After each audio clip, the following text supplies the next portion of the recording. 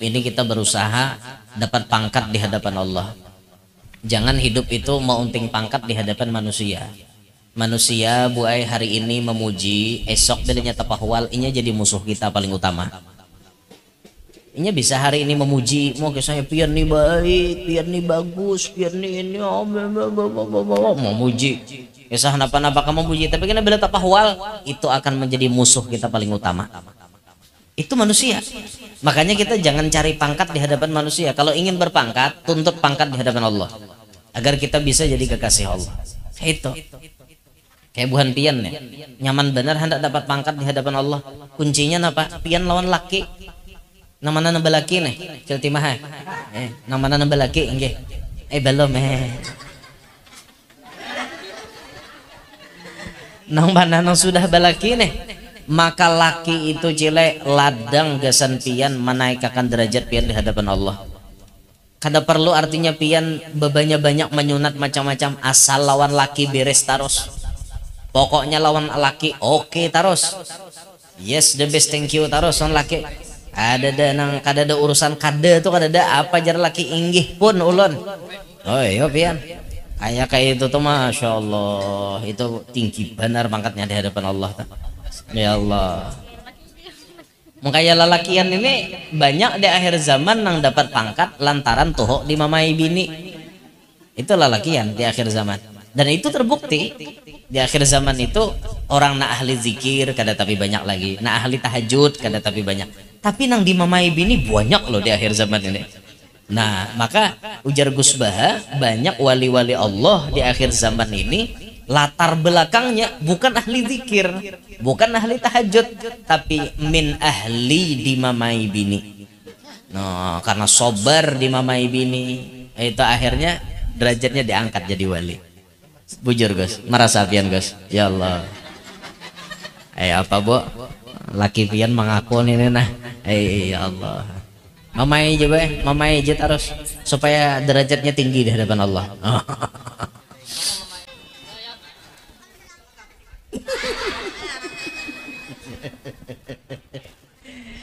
Ya Allah.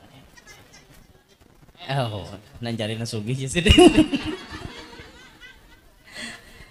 Alhamdulillah kita tak kumpulan pada siang hari ini. Pertama kita mau ambil berkat dengan sedikit membaca sejarah Isra wal Mi'rajnya Nabi. Yang kedua kita mau ambil berkat mahaul abah guru sakumpul. Yang pertama kita mau ambil berkat dengan membaca sedikit daripada sejarah Isra wal Mi'rajnya Nabi.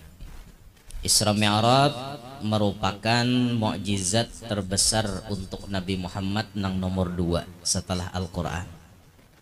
Karena perjalanan Isra Mi'raj itu belum pernah diberikan kepada siapapun dan tidak akan pernah diberikan kepada siapapun setelah Nabi Muhammad.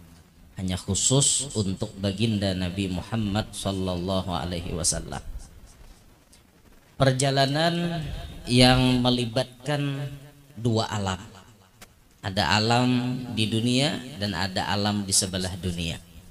Alam di dunia yaitu Nabi Isra diberangkatkan minal Masjidil Haram ilal Masjidil Aqsa, dari Masjid Haram Mekah menuju Masjidil Aqsa. Ini perjalanan di dunia sini. Kemudian Nabi itu kaina dinaikkan ke atas langit, dimi'rajkan dari Masjidil Aqsa naik ke atas langit, itu namanya Mi'raj. Dari perjalanan hidup, dari perjalanan Isra Mi'raj Nabi ini, salah satu pesan yang bisa kita tangkap adalah alam ini ternyata tidak hanya alam dunia, luas alam ciptaan Allah, tidak hanya alam dunia yang zahir kelihatan di mata kita ini. Ternyata dengan izin Allah Nabi menjalani sebuah alam yang tidak bisa dijalani oleh orang yang tidak dapat izin dari Allah. Nabi ke alam subalah, alam langit. Dan ini memberikan pesan lawan kita berataan bahwa hidup kita di dunia ini kada salawasan. Memang hari ini kita nampak zahir ada di dunia, kaina-kaina esok-esok mungkin kita sudah kada ada lagi di dunia. Bisa jadi kita sudah bangun guring ternyata hina kada tabulik lagi. Orang pengumuman dilanggar, innalillahi wa inna ilaihi raji'un. Kita masuk ke dalam liang lahat. Itu beda alam, beda alam. Hari ini mungkin kita ada di alam dunia, esok bisa jadi kita sudah berada di alam bagian dari alam akhirat, yakni alamul barzakh. Maka pelajaran yang pertama gesan kita beradaan, ayo kita siapkan bekal kita untuk menghadapi kematian. Ujar Sayyiduna Abu Bakar Siddiq, man dakhalal qabra bila zadin faka'annama rakibal bahra bila safinatin. Siapa nang masuk ke dalam kubur tidak membawa perbekalan, nang kaya orang tulak ke laut kada bakapal. Nebe ke laut kada bakapal, bekunyong lah. Kunyong kakiwa salah, bekunyong ke tengah luput, sarabe luput, inya kada basango. Tapi lamun kita ada sango ada bekal, maka insya Allah kita akan selamat di alam barzakh tersebut. Di dalam perjalanan Isra Mi'raj Nabi dapat oleh-oleh sholat. Yang ini menjadi kefarduan yang paling utama gesan kita berita. Kada kawa kada selama hayat masih dikandung badan, selama artinya penglihatan kita masih ada, pendengaran kita masih ada, maka sholat itu tidak bisa ditinggal. Kalaupun ternyata kita di perjalanan mencapai 82 km, boleh dijamak, boleh dikosor. Kalau toh ternyata kita garing, ayo sembahyangnya itu dijamak. Ada kita kan kebanyakan bilanya garing, kada bersembahyangan lagi. 10 hari garing, 10 hari kita sembahyang. 50 waktu toh hutang. Sembahyang pian lah. Nggih sama libur. Ya.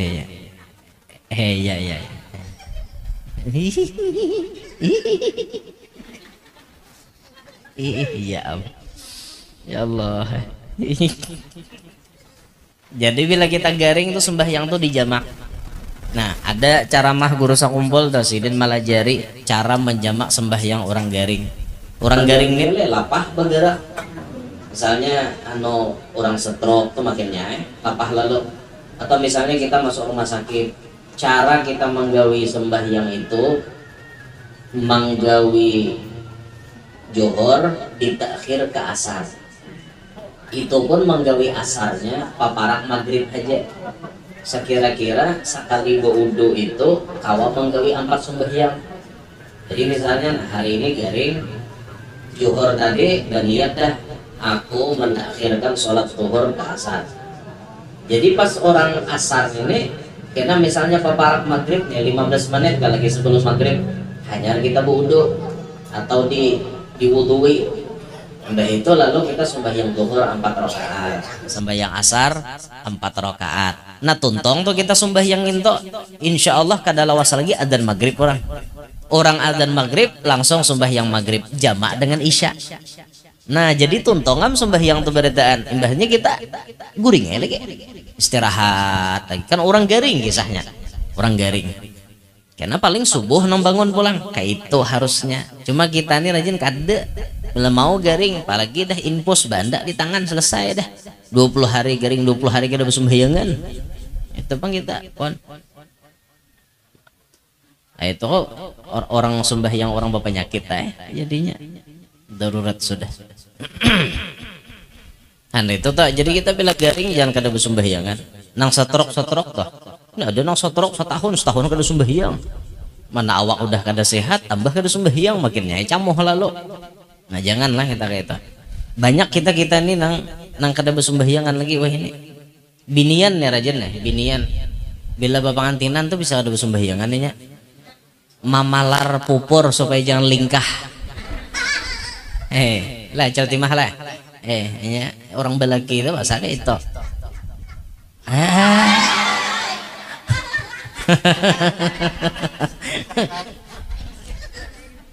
Seharian di pengantinan, seharian kada bersembahyangan. Ada juga bibinian tuh rajin nang tertinggal sembahyang gara-gara tuntung haid inya kada mengerti apa nah harus digawinya. Contoh nih, bibinian ini tuntung haid di dalam waktu asar. Arti waktu asar tuh mulai orang adzan asar sampai adzan maghrib. Bila di dalam waktu itu tuh ngarannya waktu asar. Contoh misalnya bibinian ini tuntung haid jam 5 sore nih. Tuntung haid, berasih haid nih. Dan kebiasaannya memang itu sudah hari yang pacang berasih gitu. Diceknya pulang dipastikan. Dada lagi keluar darah. Bawa mandi wajib. Tuntung mandi wajib tuh nyata dah kamagriban sako. Misalnya nih mepet bener dah wan waktu maghrib nih. Mandi naik mandi wajib tuh orang adzan maghrib. Berarti inya wajib mengqadha sembahyang asar aja lah. Nah, nang kebanyakan tuh merasa tuntung di asar nan dibayari. Padahal asar itu bisa dijamak dengan zuhur. Maka berarti pian wajib menggawi 2 waktu sholat. Jadi zuhur pian gawe, asar pian gawe. Karena inya kawa dijamak. Sama pian tuntung sembahyang dalam waktu isya. Misalnya jam 4 subuh berasih mandi adzan orang subuh. Berarti kaina pian imba sembahyang subuh wajib mengqadha sembahyang isya. Karena isya bisa dijamak dengan maghrib, maka gawe juga sembahyang maghrib. Nah itu orang orang haid. Atau pian sebelum haid, gara-gara pian menunda-nunda sembahyang, akhirnya pian kada sawat nggawi tadahulu haid datang. Misalnya nih adzan da orang asar nih. Aku kainagin jaba asar aja. Aku kainagin ba asar satu tumat lagi. Jakanya inya menggawi sawat sembahyang. Tapi karena inya kaina akhirnya pas inya hendak sembahyang tadahulu darah keluar. Nah berarti orang ini wajib karena bila sudah barasih tuntung haid wajib mengqadha sembahyang asar na inya tahutang itu tadi. Karena inya tadahulu darah bang keluar. Jangan nyawatakan sembahyang sawatai gara-gara kaina bang mahir menunda-nunda kaina gin. Nya sembahyang tuh jadi patokan kita lah. Bila kita katuju menunda-nunda sembahyang, Tuhan bisa menunda-nunda juga urusan kita. Bila kita sembahyang kada tapi bagus, Tuhan bisa maulah kehidupan kita kada bagus juga. Jadi kunci sabarataan itu kebahagiaan dunia akhirat ada pada sembahyang kita. Makanya sampai Allah mengatakan dalam Al-Quran, wa'mur ahlaka bis salati wastabir 'alaiha la nas'aluka rizqa nahnu narzuquk wal 'aqibatu littaqwa. Kitanya nih sudah disuruh sembahyang, kada hanya kita bisi bini bisi anak wajib disuruh sembahyang. Tapi bila kita sudah menyuruh sembahyang, wastabir 'alaiha, wajib sabar dalam menyuruh. Karena kada berataan pasian. Kadang bini kada pasian dibanguni. Bangun yang untuk. Bangun yang untuk. Misalnya. Nah, bisa kala ada binian kayak itu. Atau laki misalnya bini membanguni. Bangun ayang, bangun yang. Oh, udah. Untuk bangun dia nyampe. Untuk Itu pian bila laki itu guring digarak kada mau bangun-bangun dah sembahyang. Pacol salawarnya.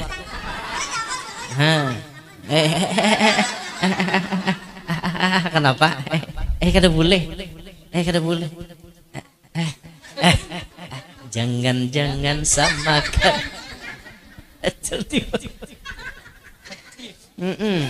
Kayak itu. Anak kadang-kadang lo kita banguni. So kada masih juga. Maka tuh kewajiban kita cilai. Kewajiban kita anak tuh 7 tahun wajib disuruh. Amun 10 tahun wajib dipukul. Bilanya kada sembahyang. Bila kan bantal guling, upuh. Bangun. Pon. Bini itu juga bisa. Pukul juga. Pukul nang sayang aja, Bang. Anak lo wajib disuruh sembahyang. Jangan dibiarkan kada sembahyang. Ujar Habib Muhammad Al-Haddar, mintuhannya Habib Omar nih. Mintuhannya Habib Omar anu kuitan Hubabah Nur. Ujar Habib Muhammad Al-Haddar, apa ngarannya, sarumah lawan anjing. Sarumah lawan anjing itu lebih baik daripada sarumah lawan orang nang kada sembahyang. ujar Sidin. Tapi jangan dipahami kayak inilah mungkin itu gurai be aku nggak dukuyok aja di rumah sekali aja kadang kayak itu Pang. Maksudnya tuh nilainya saking rigetnya orang nang meninggalkan sembahyang, karena itu merupakan kefarduan nang diterima langsung oleh Nabi kita Muhammad saat malam Isra Mi'raj. Cek aja orang wali di mana-mana, kadada orang wali nang tamat sembahyang, kadada orang wali nang meninggalkan sembahyang. Lihatin macam abah guru sakumpul tuh pasti sembahyang fardu Sidin beres dalam keadaan nang terbaik.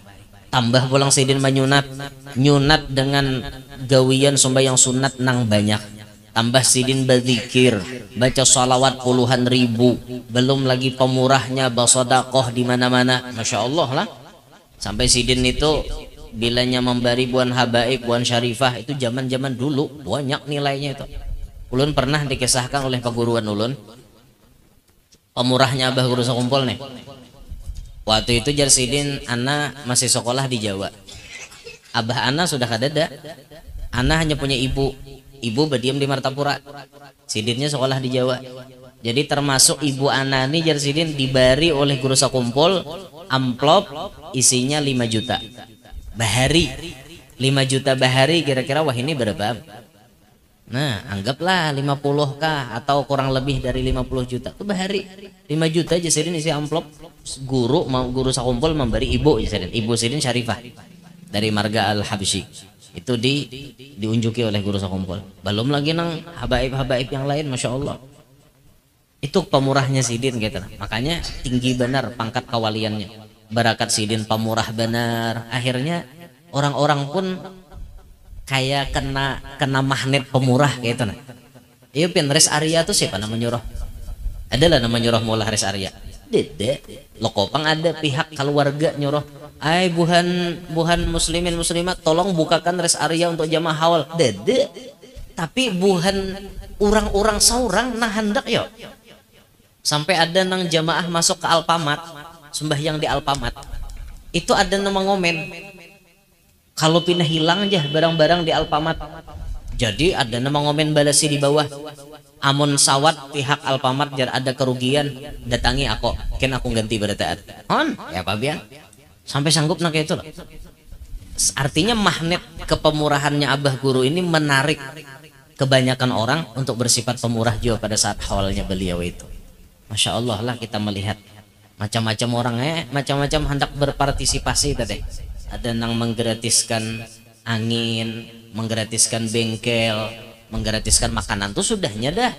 Masya Allah benerin tak mall jahiba apa-apakah anu untung kada samolan digratisakan juga lah ya kayaknya anu tuh mah sandal krok kah gratis misalnya lah untung benerin tuh tak banyak bener Masya Allah gratis macam-macam ya. Ada nambah bagi duit lah di acara haul ada juga 50.000 seikong ulun pian jakanya banyak duit ulun bakarong bawa duit bagiakan jaga ya mah ngaran ingin jaga mahayal barang hula han itu Masya Allah bener lah. Jadi magnet beliau itu luar biasa sampai pecinta-pecinta beliau itu yang terbanyak setelah beliau wafat.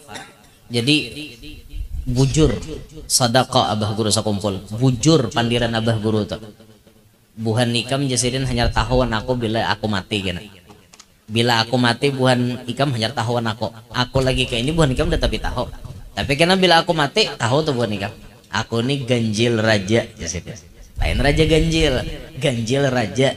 Artinya tuh Masya Allah ngalih benar kayak itu nah dituruti itu ngalih benar tatandingannya tuh Masya Allah benar.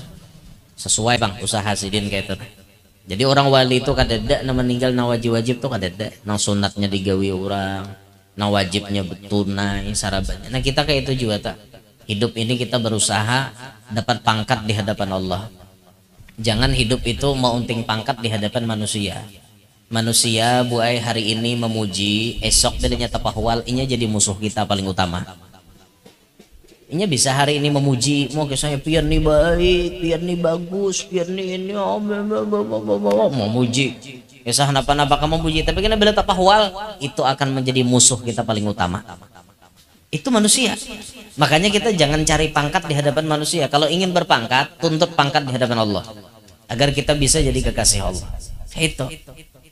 kayak buhan pian ya, nyaman bener hendak dapat pangkat di hadapan Allah. Kuncinya apa? Pian lawan laki, namana nambah laki nih celti mah namana nambah laki enggak belum nang mana nang sudah balaki nih, maka laki itu cile ladang gasan pian menaikkan derajat pian di hadapan Allah. Kada perlu artinya pian banyak menyunat macam-macam, asal lawan laki beres terus. Pokoknya lawan laki oke terus. Yes the best thank you terus lawan laki. Ada nang kada ada urusan kada tuh kada ada apa jar laki inggih pun ulun. Oh iya pian. Kayak itu tuh masya Allah, itu tinggi benar pangkatnya di hadapan Allah. Ya Allah. Makanya lelakian ini banyak di akhir zaman nang dapat pangkat lantaran tuh di mamai bini. Itu lelakian di akhir zaman. Dan itu terbukti di akhir zaman itu orang nak ahli zikir kada tapi banyak lagi, nak ahli tahajud kada tapi banyak. Tapi nang di mamai bini banyak loh di akhir zaman ini. Nah, maka ujar Gus Baha, banyak wali-wali Allah di akhir zaman ini latar belakangnya bukan ahli zikir, bukan ahli tahajud, tapi min ahli di mamai bini. Nah, karena sobar di mamai bini, itu akhirnya derajatnya diangkat jadi wali. Bujur Gus, merasa pian Gus. Ya Allah. Apa Bu? Laki pian mengaku ini nah. Ya Allah. Mamai aja terus supaya derajatnya tinggi di hadapan Allah. Ya Allah ya Rasulullah. Gus Baha adalah Gus Baha itu termasuk lalakian paling penyabar. Tahu lah pian Gus Baha. Gus Baha nang di YouTube rajin. Ahli tafsir itu masya Allah alim benar. Itu bini sidin ngarannya Ning Winda. Ning Winda tuh orang alim, orang berpengetahuan agama. Sampai-sampai Ning Winda itu bepandir Gus Baha nih saking kada panyarikannya, saking penyabarnya wan bini gitu nah. Sampai Ning Winda bepandir, Gus sesekali dong kita kelahi. Nyembini meminta kayak itu nah. Sesekali dong kalau saya marah itu diladenin. Ngapain aja Gus Baha? Kayak kurang kerjaan aja. Kalau kamu mau marah aja, saya nggak perlu dengar. Ayo pian sanggupnya kayak Gus Baha. Yakin ulun insyaallah Gus Baha tuh wali. Yakin bener loh. Sabar bener orangnya. Kayak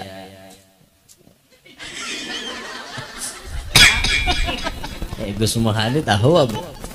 Ya Allah, sabar ya Gus lah. Ya Allah. Wali kelas. Nanya tahu wali kelas lah ya lah. Ya Allah. Kayak itu Pang. Jadi ya, nah, oleh utama Nabi di Isra Mi'raj ini nah, ini yang kita perhatikan bujur. Akhir zaman jar Nabi idha'atus shalah wa zakah, banyak orang menyia-nyiakan salat, menyia-nyiakan zakat. Andaikan zakat itu tersalurkan bujur-bujur, insya Allah kemiskinan itu minimal benar, sedikit benar ada. Tapi karena zakat itu banyak ditahan oleh orang-orang kaya, banyak di otak-atik, dipelintir oleh orang-orang kaya. Akhirnya banyak masyarakat yang miskin. Yang kaya makin kaya, yang miskin makin miskin. Yang kaya makin kaya, yang miskin yang miskin jadi kaya aja coba.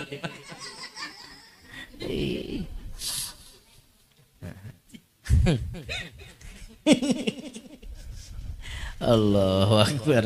Nah itu jadi kita jaga kita, nah sembahyang kita jaga, zakat kita jaga, jangan sampai kita sia-siakan. Itu nanti sampaikan pihan lagi. Abi berisik nah nambahiakan sadi dikit lah. 5 menit barang. Jangan barang dikit.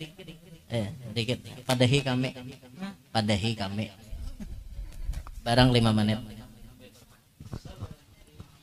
Allahumma shalli wa sallim alaihi. 5 menit. Kamu jaga.